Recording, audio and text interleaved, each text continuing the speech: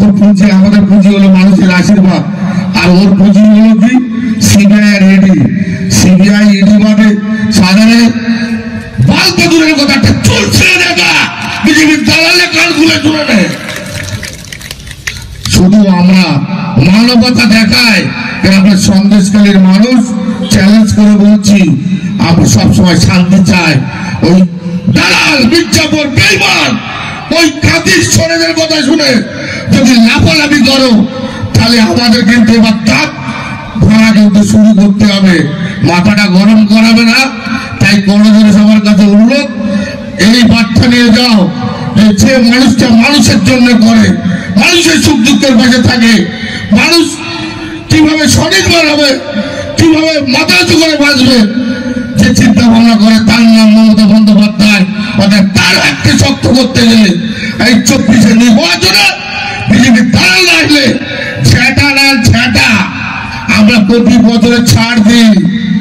এবারে শুনে রেখে দাও বিজেপির নেতারা, চ্যালেঞ্জ করে বলছি এবার তোমাদেরকে শুনিয়ে তুলবো 24-এ নির্বাচনের পরে।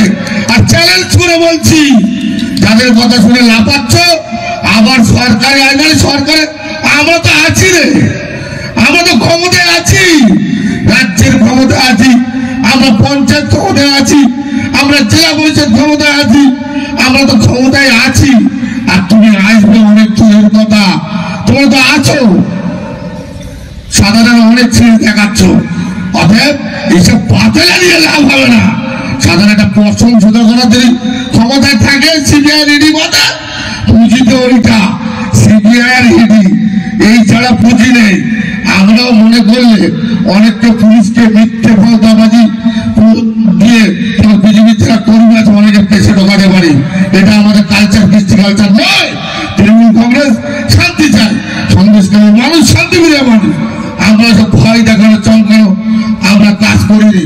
কিন্তু তোমরা যখন শুরু করেছো আমরা শেষ করবো, এটা মাথায় রাখবে বিজেপির নেতারা।